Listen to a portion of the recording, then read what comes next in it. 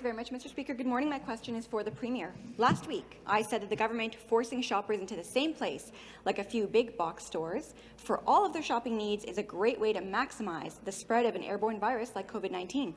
Recently, 50 retailers sent a letter to the Premier and Minister of Health, reiterating my position that having customers limited to a few stores may increase the rate of spread. The government claims to rely on science. So I ask, what does the science say about customers overcrowding and all gathering in a few stores rather than being spread out among all retailers in terms of increasing the rate of spread of COVID-19? The response, Minister of Economic Development, Job Creation and Trade. Thank you very much, Speaker, and thank you for the question. Speaker, in consultation with the Chief Medical Officer of Health and health experts, the province has moved Toronto and Peel region to lockdown, and some regions to new restriction levels in keeping Ontario open and a safe and open framework. Now, Speaker, those necessary measures are being taken to limit community transmission of COVID-19 in order to keep schools open, safeguard our health system capacity, and protect those most vulnerable. But what those businesses should be doing, and what you should be telling your constituents, that there is $600 million that is available to them to assist in 100% of their property taxes during this period, 100% of their energy costs during this period. There's a $1,000 Main Street recovery grant that they can apply for. There's a $57 million digital Main Street grant they can apply for. And I'll address. Thank you. And supplementary question. Thank you, Mr. Speaker. In that same letter from the 50 retailers to the Premier and the Minister of Health, they asked on behalf of all retailers that the government allow them to reopen with reduced capacity rules. Just yesterday, the Premier's favourite tabloid, the Toronto Sun, published an article with data from the province that claimed that the government could only identify 106 cases linked to retail shopping. That's 0.1% of 116,000 COVID cases to date, and that includes employees. Fitness only accounted for 206 cases. Restaurants, only 227 cases. So, what scientific data did the government use or rely on in deciding that retail stores, restaurants, and fitness centres should be closed to reduce the spread? Or did the government just make it up? Minister, to reply. Thank you, Speaker. The Chief Medical Officer of Health and health experts continue to provide advice to our government using a wide range of criteria, and, Speaker, we continue to listen to them. But again, I urge the member to talk to these businesses and let them know that there is $600 million available. And, Speaker, there are very few who have applied for this funding so far. We need them to know that there's $57 million. They can take their business offline and go online. They have a $2,500 grant that will assist them to put their business online and have a worldwide audience. Speaker, these are the kind of supplements that our government is providing these businesses in their time of need. The next question, the member for Cambridge. Speaker, good morning. My question is for the Deputy Premier. Last week, after government members said in this legislature during debate what the government has been doing for weeks, pushing and supporting employers in healthcare to end the employment of those workers who do not comply with new mandatory COVID-19 vaccine policies. Government members then reversed course, followed my lead, and voted against Bill 12, which would have resulted in many losing their jobs in Ontario in healthcare and education. So why yesterday was it reported that this government is still considering putting such a mandate in place in healthcare that will result in Ontarians losing their jobs? Why, if the government voted against Bill 12, will they not reject COVID-19 vaccine mandates in order for one to keep their job in healthcare? Minister of Health. Thank you, Speaker, and thank you to the member for the question.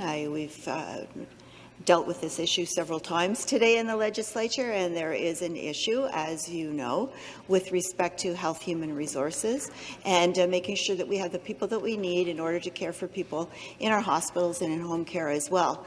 So it is something that we need to consider very carefully. That is why the Premier sent the letter out to the hospitals, to other healthcare organizations, to understand what the ramifications would be if we were to bring in a mandatory vaccination policy. How many people would we lose?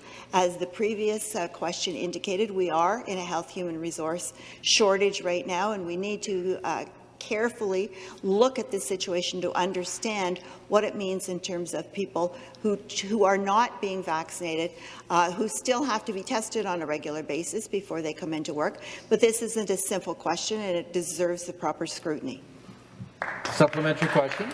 Thank you. Also, last week, the Minister of Labour said we have a labour shortage of some 293,000 jobs, and so he proposed making it easier for immigrants, as opposed to any other Ontarian, to get licensed in certain professions by removing work experience requirements.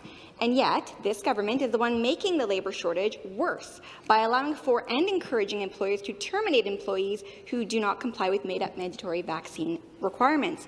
In just some examples, construction, Ellis Don, PCL announced mandatory COVID-19 vaccine requirements for employment. At Sick Kids, 147 employees have been put on unpaid leave, and at University Health Network, 1% of their workforce will be terminated. To the Deputy Premier, why is this government allowing policies to be put in place that have Ontarians losing their jobs, all while the Minister of Labour is making it easier for immigrants to be licensed professionals in Ontario by eliminating the work experience requirements that every other Ontarian had to do to get the same job? Minister of Labour.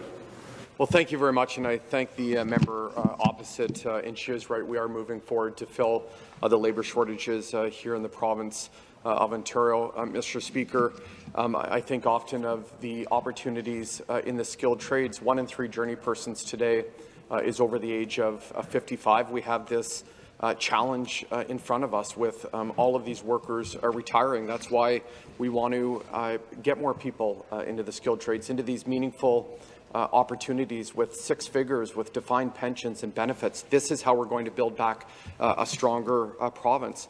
And Mr. Speaker, we are going to level the playing field for the people of Ontario and for immigrants that are already here, actually. In fact, Mr. Speaker, 25% of immigrants that live in Ontario are actually working in fields that they've studied for. Many of them, as we all know, have been driving a taxi for many, many years. We're going to ensure that all licensing requirements are in place, all the proper testing protocols, and we're going to give these people a handout that they deserve.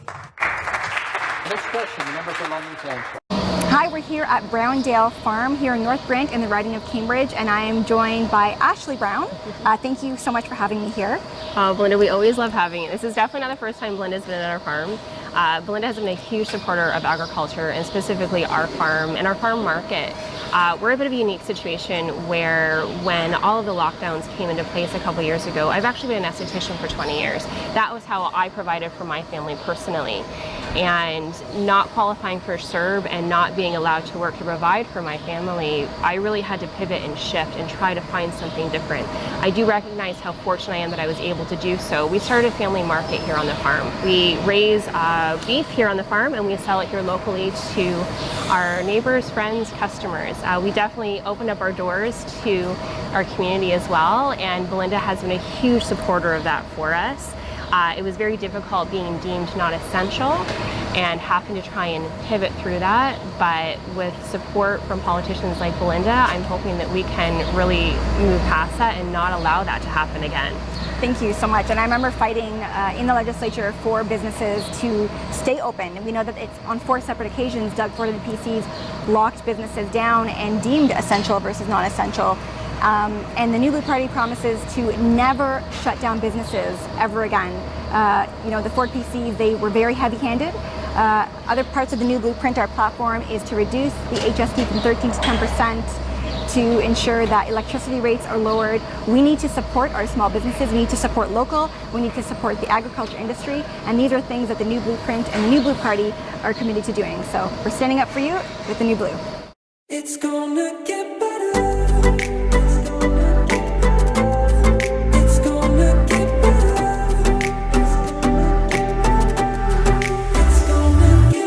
If you're not okay, it's not gonna end this way.